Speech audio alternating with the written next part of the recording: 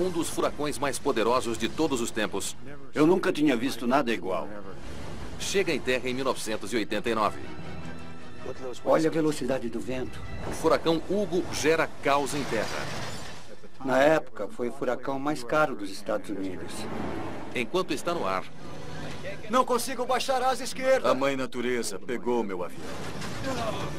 Não force. a tempestade está destruindo um avião de pesquisas do governo. Já estava aguentando demais. Estamos perdendo o 3. Eu não acredito. O 13 está em chamas. Mais potência. O piloto perdeu o controle da aeronave. É só o que vai dar. Começamos a mergulhar. Precisa mais. Achei que ia morrer.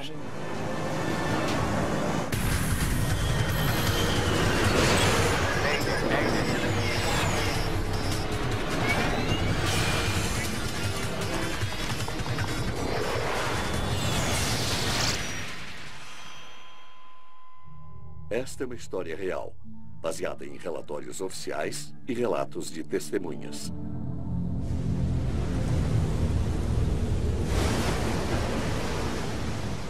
O mundo acompanha o furacão Hugo cruzando o Atlântico.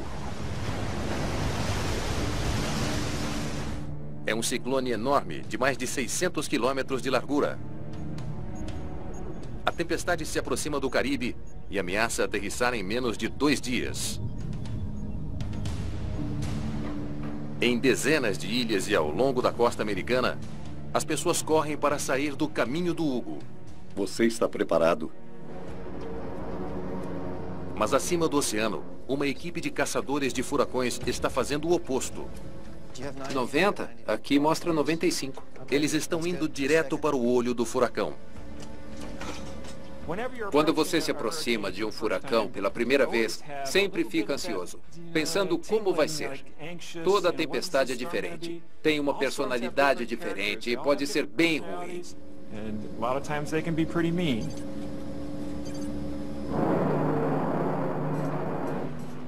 40 minutos. Aproveite o sol enquanto dá.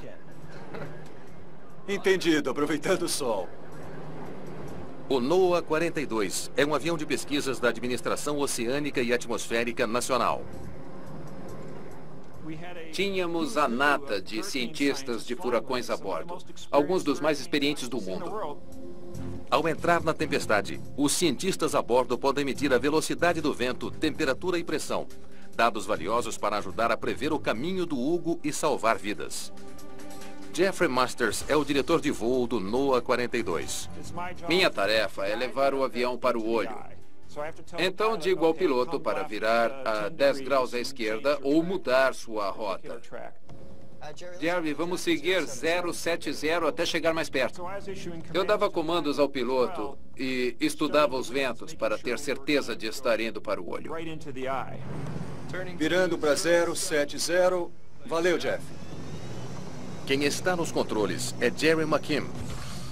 Piloto da Marinha por 20 anos, ele já pilotou em 4 furacões doidos. As pessoas acham que somos doidos por entrarmos em furacões, mas nenhum de nós quer morrer. Não queremos nos ferir. É o nosso trabalho. O que acha da velocidade? Vamos entrar direto. Continue a 250 nós. O comandante do voo é Lowell Genslinger, um dos mais experientes pilotos de furacão do mundo. Era a minha 13ª temporada. Essa penetração foi a de número 249. Desde que os voos de reconhecimento de furacões começaram na década de 40, 2 tripulações norte-americanas foram perdidas. 70 pessoas mortas. É preciso ser alguém que se arrisca por aí. Nem todos querem fazer isso. A equipe do NOAA decolou de Barbados num turbohélice Orion P3. Ele tem o poder para penetrar a pior das tempestades. É um avião resistente. Tem asas curtas e 4 motores enormes. É muito poderoso, parece um tanque. Ele aguenta turbulência e tudo mais e continua funcionando. É um bom avião. Os P3 são laboratórios voadores e têm mais de 10 milhões de dólares em equipamentos climáticos. Conseguem a melhor imagem do clima que se pode obter no ar. A 45 minutos da tempestade, o NOAA 42 está voando a menos de 1.000 metros de altitude. O cientista Frank Marks monitora o seu radar enquanto se prepara para a missão. Estávamos voando e temos uma boa perspectiva de radar. O olho estava bem óbvio e estávamos concentrados no chamado experimento de energia do furacão. O objetivo era estudar a interação da tempestade com o oceano e, para isso, é preciso voar bem baixo sobre o mar. A missão requer que o avião desça a apenas 450 metros acima da água antes de entrar na tempestade. 30 minutos atrás do NOAA 42, um C-130 da reserva da Força Aérea também se dirige para a tempestade. Vire à esquerda na rota Hugo, direção 066. Será difícil de não ver. Robert Katz é o navegador. Nos disseram que era um furacão enorme. Isso sempre é enervante e emocionante ao mesmo tempo. Os aviões trabalharão juntos dentro da tempestade para obter uma imagem mais completa da força do Hugo para poderem medir o seu perigo quando aterrissar.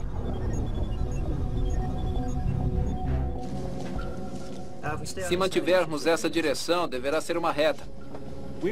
Fomos a primeira aeronave a entrar na tempestade. Isso sempre é perigoso, porque o único jeito de saber a força de um furacão é entrar nele. No Centro Nacional de Furacões, em Miami, Miles Lawrence também está de olho no Hugo. Ele precisa saber qual tipo de alerta emitir para aqueles que moram no caminho da tempestade. Eu estava ocupado no Centro de Furacões, fazendo o levantamento de dados nos mapas, inserindo no computador e tentando fazer uma previsão. Os furacões estão entre as forças mais destrutivas da natureza, causando bilhões de dólares em danos. Desde 1983, eles tomam uma média de 47 vidas por ano. Você pode olhar para a imagem do satélite e ver que tem alguma coisa acontecendo. Sabíamos disso, mas seria tão forte? Nós não sabíamos, não de olhar para a foto do satélite. Temos de ficar de olho neste. Vamos entrar, olhar e ir para casa. Esse é o plano. Enquanto voam, o NOAA 42 transmitirá feixes de dados do clima para o Centro de Furacões. Existe um link de dados com um satélite. A cada 30 segundos, ele tira uma foto do que estamos vendo nos instrumentos para que possam ver o progresso da tempestade. Eles se preparam para a descida. Droga! Um instrumento crucial falha. O radar da barriga pifou. Aqui, olha o painel. A equipe conta com 2 radares de bordo para ajudar a guiar o voo pela tempestade. E o mais importante falhou. Jeff, estamos na direção certa? Sem o radar na parte de baixo da fuselagem, a tripulação voa parcialmente às cegas. Aguarde, Lowell, o radar da barriga pifou. Tem um radar no nariz. É um radar de banda C, como o radar da barriga, mas não tão potente quanto ele. Vou subir. O do nariz não era de longo alcance e não dava para ver a parede do olho com ele. Estou tentando resolver. Vou falar com o chefe, ok?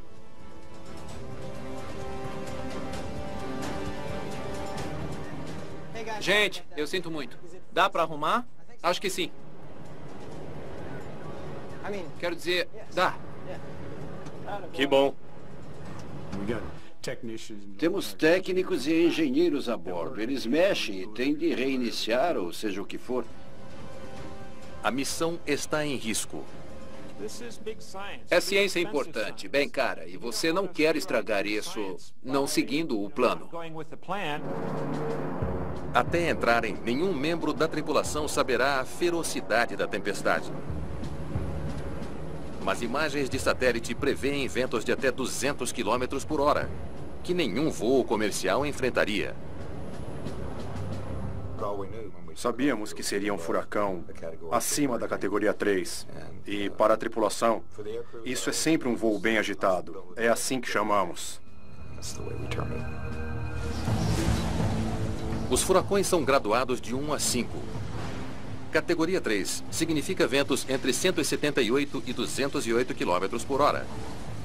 Ele pode destruir trailers e causar inundações.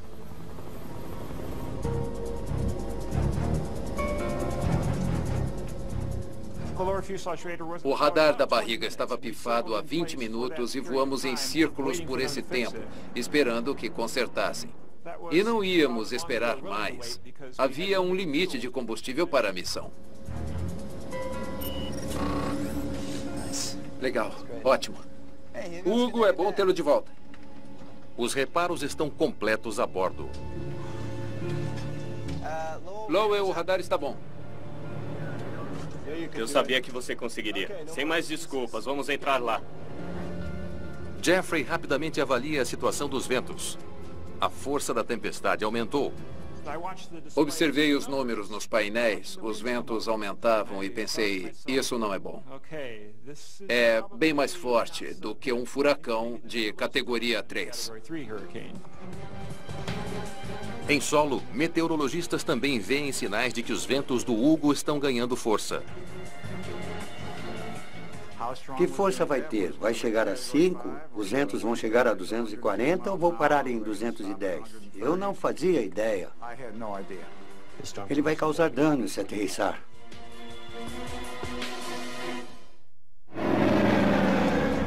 Quando chega perto do furacão Hugo, a tripulação do NOAA 42 se prepara para sua missão. Alguém tem alguma objeção? Eu não. Nem eu. Lá vamos nós. Eles planejam voar pela tempestade a 450 metros acima do mar. Num furacão, os ventos são mais fortes no nível mais baixo, chamada limítrofe planetária. Então, nessa altitude, está no nível em que os ventos estão mais fortes. São 450 metros. 1.200 metros. A baixa altitude é um lugar ideal para estudar a tempestade. Mantenha firme. Mas também é um lugar perigoso para se voar. 900. Quanto mais baixo na tempestade, mais violenta ela é. A 6.000 metros, ainda forte e violenta. Mas nem tão forte ou violenta quanto a 300 ou 500 metros. Você não tem uma grande margem de erro a 450 metros no furacão. Você encontra ventos descendentes que podem fazer você descer a 500 metros ou 300 metros. E o piloto não pode fazer nada. Lowell, estamos derivando. O radar ajuda Jeffrey a guiar o avião através do vento. Vamos mais 10 graus para a esquerda. Entendido. 10 graus à esquerda. Rota 080. Virando para 080. Agora. Depois que o avião entra no furacão a 450 metros, o C-130 da Força Aérea o acompanhará a uma altitude bem maior, cerca de 1.000 metros. Eles nos precederam em 30 ou 45 minutos. NOAA 42, aqui é TIL 57. Confirme que a sua altitude pela parede será de 450 metros. Mantemos contato com os aviões da NOAA para coordenar as nossas localizações. TIL 57, aqui é NOAA 42. Vamos descer a 450 metros. Entendido, NOAA 42. Senhoras e senhores, apertem os cintos e recolham as bandejas. Condição 1. Condição 1 é um alerta para a equipe prender o cinto e preparar-se para grande turbulência. Levará 20 minutos para passar pela parede externa do furacão, com ventos ficando cada vez mais fortes até eles chegarem à calmaria do olho do furacão. Eu estava ansioso quando nos aproximamos do Hugo. Era um furacão muito poderoso.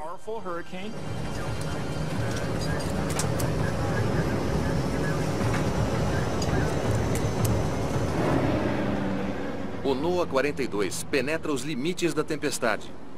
Longos braços espiralados compostos por tempestades.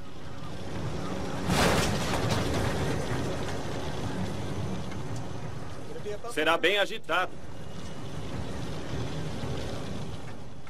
Na hora fica escuro e você começa a ouvir o som da chuva na fuselagem. As janelas são atingidas pela chuva e dá para ver a ponta da asa ir para cima e para baixo, mas não dá para enxergar longe. Você está dentro de um casulo. Nossa! Foi violento. Estávamos sendo sacudidos até antes de entrar na parede do olho. Não a ponto de perder o controle, mas era muita turbulência. Lowell se une a Jerry nos controles. 2 contra 1. Agora é justo. Os controles são conectados de modo que quando um cara vira à esquerda, o outro cara já está junto. Então é um esforço combinado para manter as asas niveladas e tomar cuidado com a inclinação. Não se vê nada. Você não tem a referência do solo nem do céu. Está voando por instrumentos dentro do avião.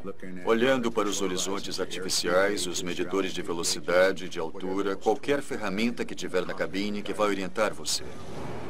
Os ventos fortes empurram o avião de lado.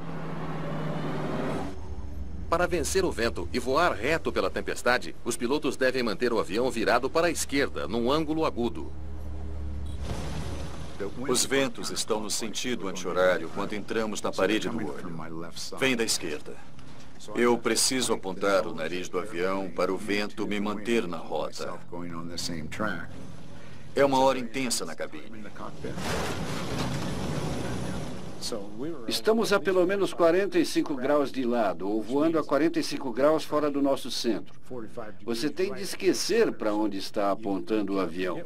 Só pensar na rota. Estamos saindo da rota. Precisa ir 5 graus para a esquerda. Entendido. 5 graus para a esquerda. 5 graus à esquerda. Com calma, não passe. Era uma chuva pesada. O vento não parava de aumentar. Apesar da turbulência, a equipe continua a coletar dados para a missão. Esperávamos um furacão forte. Então, por que não seguir o plano? No Centro Nacional de Furacões, cientistas recebem um feixe de dados dos aviões.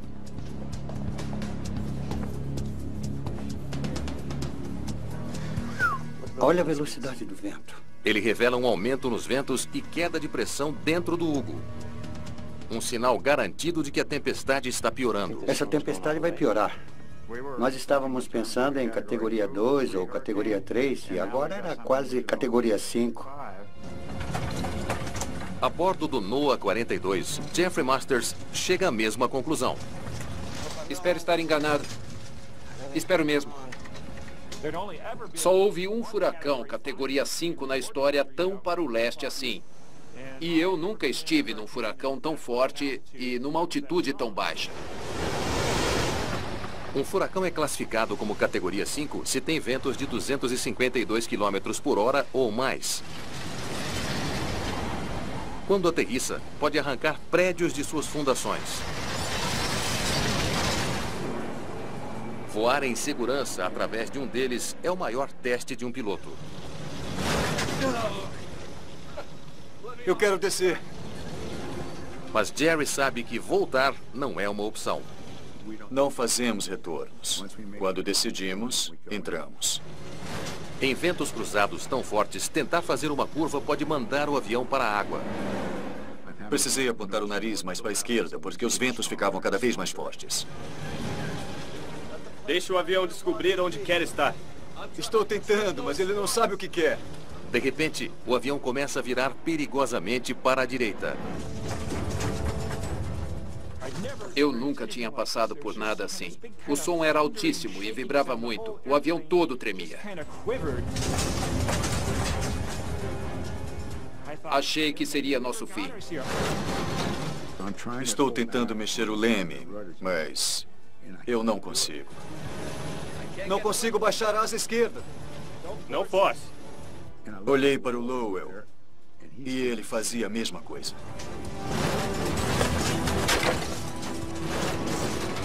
A turbulência repentina espalha equipamentos pesados pela cabine. Nosso bote salva-vidas de 100 quilos se soltou. Aguentem aí, gente. Facas e garfos da cozinha estavam voando. Era uma situação muito perigosa. Estávamos no ângulo descendente E no segundo seguinte, a luz de alerta do motor número 3 acendeu. Estamos perdendo o 3. Eu não acredito. O número 3 está pegando fogo. Lembro que era a sensação de estar numa batalha e levar tiros. Você pode morrer. Opções? Não muito. Com o motor em chamas, eles perdem altitude rápido. Saía do escapamento, as chamas se estendiam muito. Precisamos desligá-lo. E se não desligarem o motor rápido, as chamas podem envolver o avião inteiro. Alavanca de desligamento de emergência. Puxar a alavanca priva o motor de combustível e extingue as chamas. Mas a perda de um motor os deixou num ângulo perigoso e eles ainda estão perdendo altitude. Mais potência. A velocidade do ar aumentava porque estávamos descendo e o avião estava à potência máxima. Estava complicado. Mais potência. É só o que vamos ter. Estamos no limite. Não basta. O piloto perdeu o controle da aeronave. Começamos a mergulhar na direção do oceano. De repente, bam!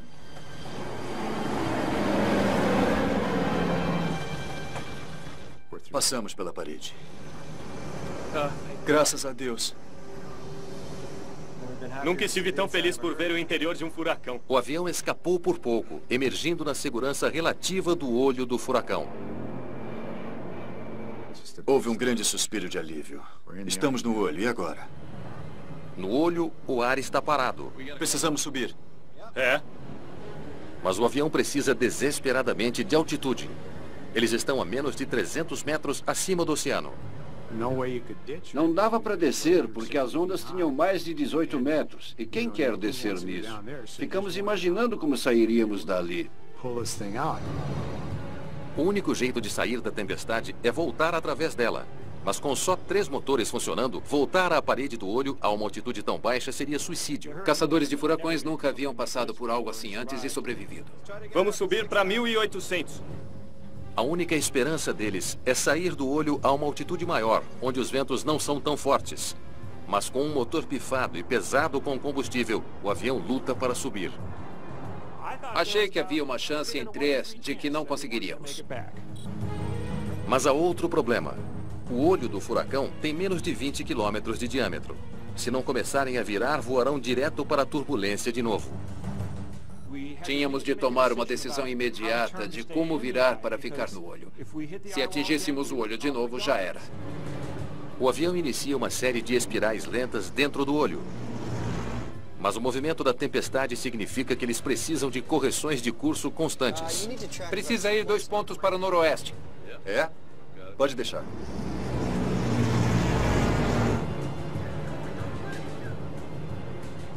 Bela pilotagem. Um furacão como esse sacode. Ele não vai em linha reta. Toda vez que fazíamos um círculo, ele se movia. Você acha que um furacão vai se mover numa só direção, que vai reto, mas ele sacode. Todos estão inteiros? Quase. Você olha em volta e vê um estádio gigante. Vê as nuvens girando devagar e tem uma marcha sinistra de nuvens à sua volta.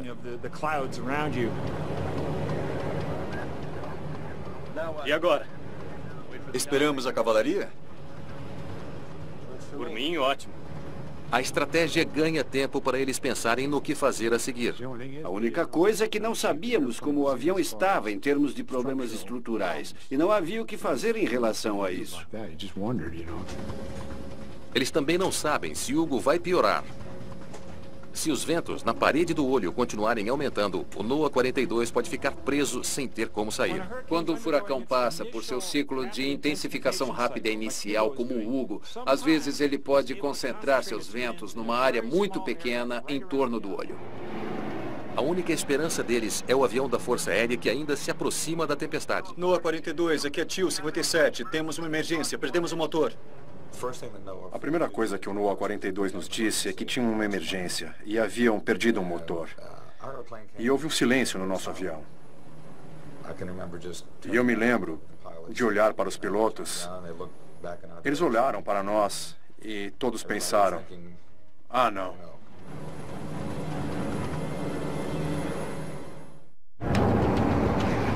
O C-130 da reserva da Força Aérea voa na direção do furacão Hugo. NOAA 42, estamos a caminho. A sua tripulação está respondendo a um pedido de ajuda dos colegas abaixo deles. Não havia muito o que fazer.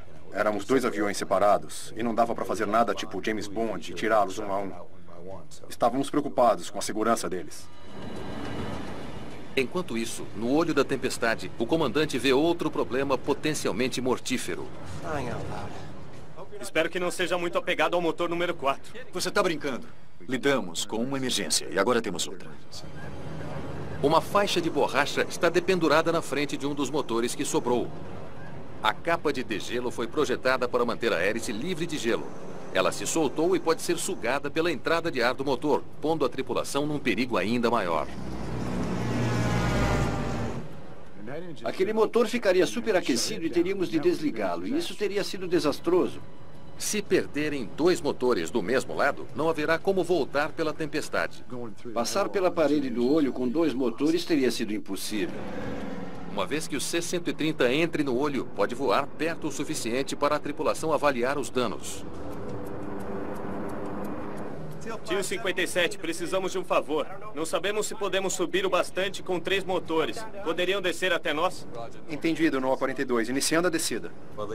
Eles pareciam bem calmos, mas eu estava alarmado. E sei que a nossa tripulação também. Mas eles tentaram ser os mais casuais possível. A tripulação enfrenta uma decisão crítica. Estamos pesados demais para subir. Quer ejetar combustível? Ejetar combustível pode facilitar a ascensão. Mas se ejetarem demais, não conseguirão voltar a Barbados, a mais de 500 quilômetros de distância. Acho que podemos ejetar 7.000 quilos. Mas não poderemos desviar do caminho de casa. Preparem-se para ejetar combustível. Desliguem todos os equipamentos. Vamos ficar no breu. Certo? Tudo. Os equipamentos eletrônicos podem provocar uma explosão. Quando você ejeta combustível, ele sai por cima da asa. Se alguém estiver falando no rádio ou algum outro emissor soltar faíscas, pode haver um incêndio. Interruptor de ejeção. Lá vai. There goes. Ejetamos por 10 ou 15 minutos e nos livramos de todo o combustível possível. O NOAA 42 decolou com combustível suficiente para um voo de 9 horas. Depois de ejetar 7.000 quilos de combustível, os tanques estarão vazios em 4 horas. Os motores ainda tinham a mesma potência. E eu só havia perdido peso e agora as minhas asas estão com a quantidade de sustentação que pode me levar mais para o alto. Vamos, sua lata velha. Acima deles, o avião da Força Aérea entra no olho da tempestade. Aguarde, NOAA 42. Vamos entrar em posição agora. Para se encontrarem dentro do furacão, o NOAA 42 precisa subir, enquanto o avião da Força Aérea desce. As 2 tripulações precisam coordenar a velocidade do vento e o ângulo para não se chocar contra a traiçoeira parede do olho do Hugo. É mais do que perigoso. NOAA 42, estamos vendo você. Os pilotos nunca se arriscariam a fazer isso se não houvesse vidas em perigo. Coordenamos as nossas posições e, quando nos vimos, tudo foi feito visualmente. Sem movimentos bruscos, estão bem em cima. Nós nos aproximamos e ficamos a cerca de 300 metros do outro avião. Um só erro de cálculo e os 2 colidiriam. A passagem que o piloto do Tio 57 fez com o piloto do NOAA 42 no olho de um furacão categoria 5, com um olho que diminuía para apenas 16 quilômetros de diâmetro, foi um dos maiores feitos da aviação. Tentamos ver se faltavam painéis. Isso seria uma preocupação, porque se um painel estivesse solto, ou se soltasse do avião, poderia ser apanhado por uma hélice. Isso teria sido grave. Eles também tiveram um incêndio no motor. Então, queriam que víssemos se ainda havia algum sinal visível de fogo. Mas não vimos nada. No A42, parece que ainda está inteiro, fora a capa de degelo. Eles olharam e disseram que não viram danos. Momentos depois, mais boas notícias. Eu não acredito. A capa de degelo sumiu. É a melhor notícia do dia. A capa de degelo caiu sem danificar o motor. Foi um grande alívio ver que a coisa tinha sumido mesmo. Tio 57, precisamos de outro favor. Não podemos ficar aqui. Combustível logo será um problema. Pode nos ajudar a encontrar uma saída? Entendido, veremos o que podemos fazer. Pedimos a eles, gentilmente, para entrarem e saírem pelo olho do Hugo em vários lugares para achar uma saída para nós. E dentro do nosso limite de altitude, que era 1.800 metros. Eles nos pediram uma saída da tempestade. Como tripulação, nos reunimos e decidimos continuar com as penetrações na tempestade. Perguntamos ao NOAA se podiam ficar mais um tempo no olho e foi o que fizeram. A bordo do NOAA 42, só resta esperar. Precisamos sair daqui.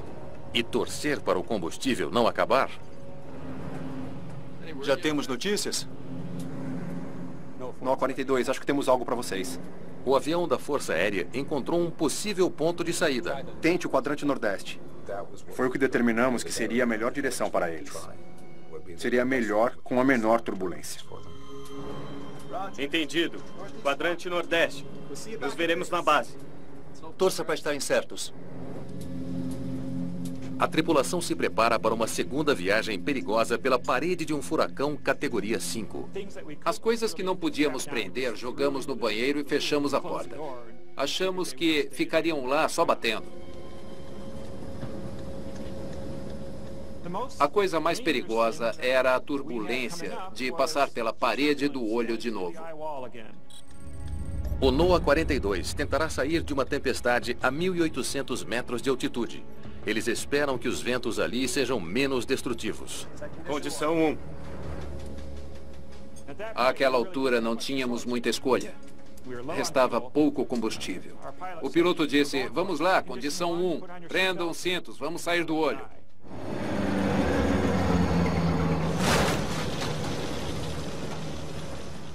Não tínhamos certeza de que não haveria uma pane e cairíamos no Atlântico.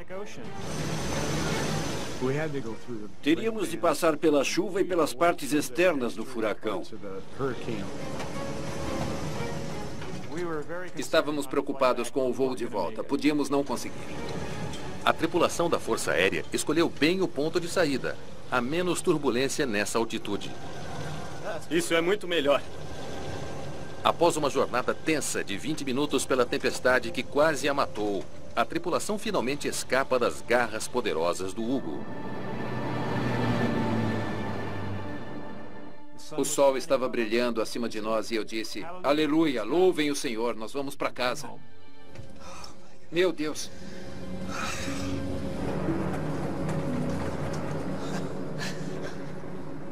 Que dia.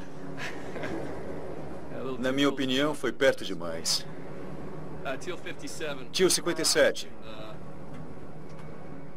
Estamos fora e... acho que lhe devemos uma. Após a experiência apavorante, Jerry McKim e Lowell Genslinger levam o seu avião e todos a bordo em segurança para Barbados. Acho que foi só em casa que a ficha caiu sobre o que passamos. Agora cabe ao piloto da NOAA e oficial de segurança, Terry Layden, investigar por que uma equipe de caçadores de furacões habilidosos quase foi morta trabalhando. Há muito risco e pode se repetir se você não descobrir o que houve. A primeira coisa é desmontar o motor.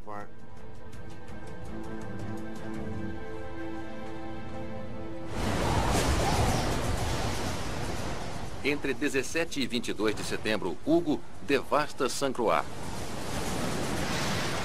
E depois arrasa Charleston, na Carolina do Sul. A tempestade causa mais de 9 bilhões de dólares em danos e tira 49 vidas.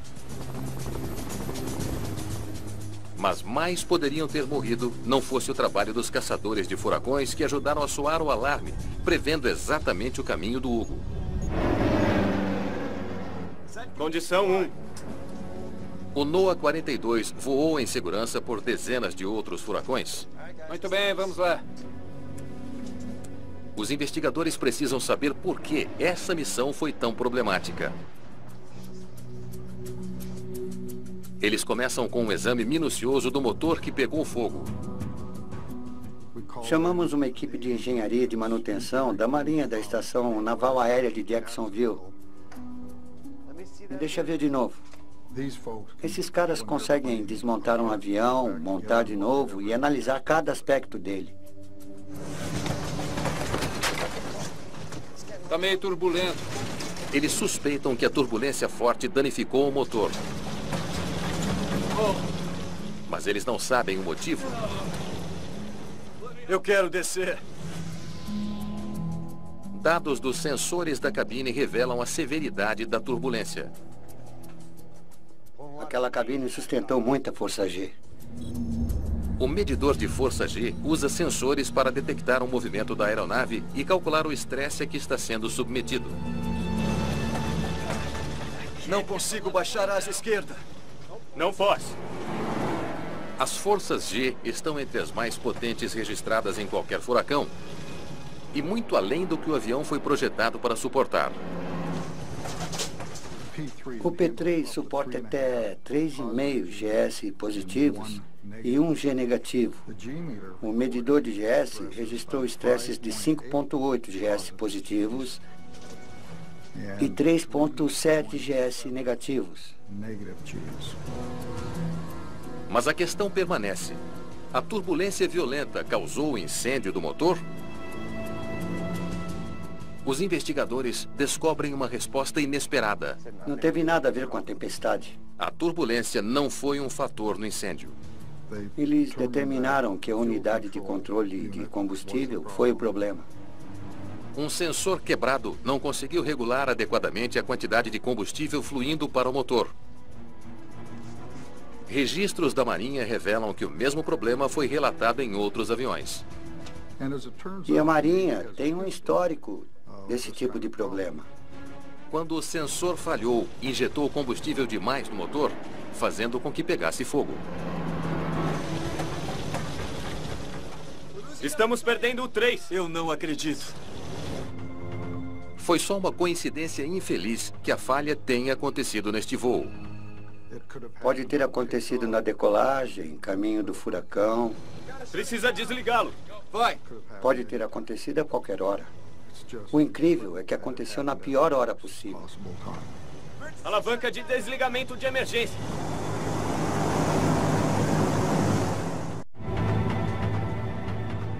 Embora a tempestade não tenha causado um incêndio no motor, causou danos ao avião. Espero que não seja muito apegado ao motor 4.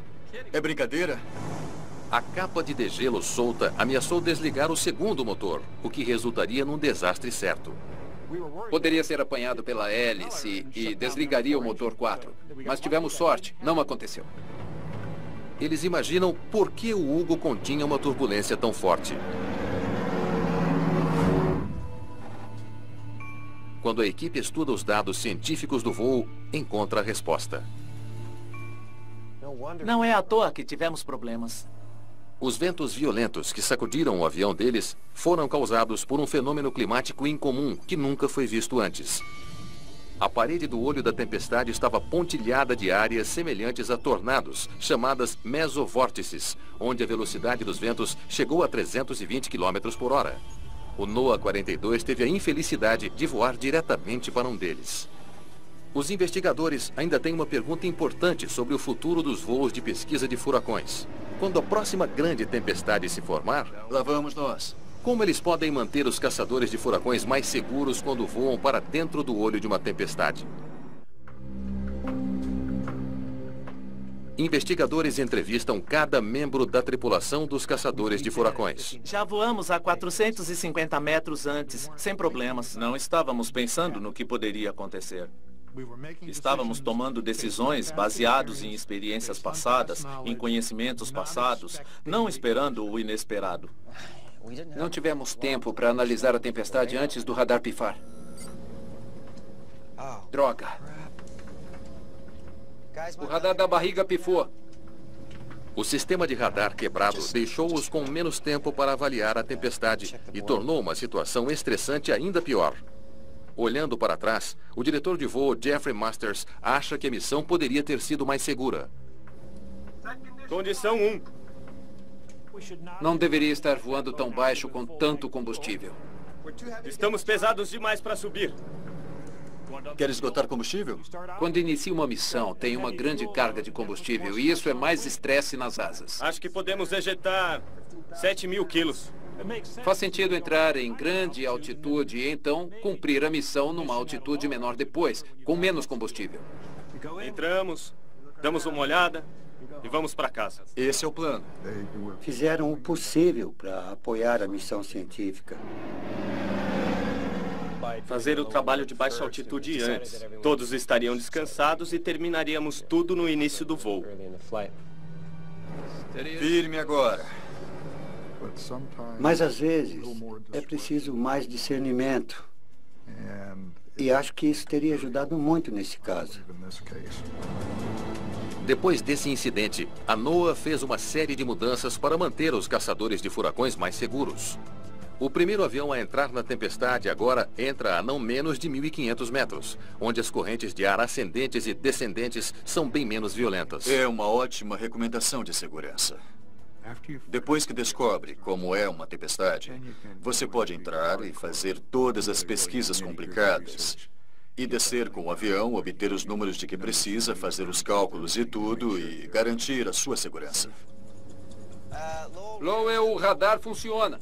Eles também garantem que as tripulações sempre revisem a estratégia da missão antes de entrar numa tempestade. Já me perguntaram muitas vezes por que continuamos entrando em furacões. Faz isso há 32 anos, por que precisa continuar? E eu digo, porque toda vez que vou lá, vejo algo diferente, aprendo algo novo. Meteorologistas esperam que as descobertas feitas pelo NOAA 42 ajudem a melhorar as previsões de furacões e a salvar vidas. Custa milhões e milhões de dólares para evacuar 1,5 km da costa. Se reduzíssemos a costa a 1,5 km, isso seria mágico, não é? Mas nós tivemos que evacuar uma faixa de 16 quilômetros, confiando que éramos bons nisso. Acho que isso é uma meta. O NOAA 42 foi reparado e ainda voou para dentro de mais 30 furacões, sem outro incidente grave. O Hugo foi um daqueles furacões inesquecíveis do ponto de vista de tripulação. Em toda a minha carreira, já penetrei em cerca de 200 furacões. Não me lembro de todos, mas me lembro do Hugo. Mais potência! Sempre penso que estava lá por um motivo. Estava lá para fazer o meu trabalho.